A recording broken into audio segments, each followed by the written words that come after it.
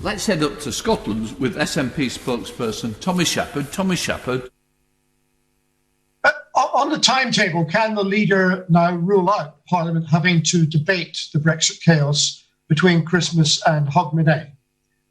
Mr. Speaker, can we have a debate on the ministerial code and whether it should be strengthened to ensure that ministers' statements on social media are accurate and truthful? I ask because the Leader of the House yesterday claimed on Twitter that the accelerated licensing of vaccines in the UK was made possible by us leaving the European Union. In fact, as made clear by the regulator, the very opposite is the case, and the licenses were approved by a fast-track procedure provided for under EU regulations. The thoughts of the concern in other areas too, Mr. Speaker. Previously, he was somewhat coy when I asked if he agreed with the Prime Minister that devolution had been a disaster. But recently, he has been opining on social media that the so-called Blairite constitutional tinkering needs to be corrected. Given that the principal constitutional change of the Blair government was devolution, I presume it is this that he has in his sights. If the UK government is about to reverse a policy of more than 2 decades, surely this Parliament ought to debate the matter.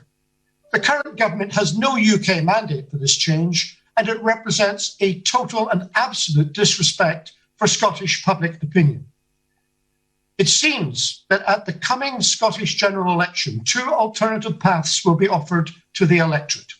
Either the government's assault and devolution ends up with direct rule from Westminster, or the Scottish people defend their right to decide matters for themselves by demanding the choice of becoming an independent country. Mr. Speaker, yesterday another opinion poll by Ipsos Mori reported a 12-point lead for independence, the 15th in a row to record a yes majority. The question for this Parliament is whether it will respect the results of the election in Scotland or whether it will ignore them and aim to govern without the consent of the people. Does the leader agree that at some point we must have this debate? Leader of the House. Mr. Speaker, the failure of the SNP is not something I would have thought the honourable gentleman would wish to boast about. The SNP and government has failed on Scottish education, it has failed on Scottish health, it has failed on Scottish law and order. It is a shameful record in Scotland of the SNP. They have let the people of Scotland down. And, Mr. Speaker, the honourable gentleman loathes genuine elections because in 2014 he lost. L.O.S.T. Lost. He had an election and it was going to be for a generation. And the generation has hardly lasted 6 years before he quotes opinion polls. Opinion polls aren't proper elections where people go out and put their cross and put it in a ballot box.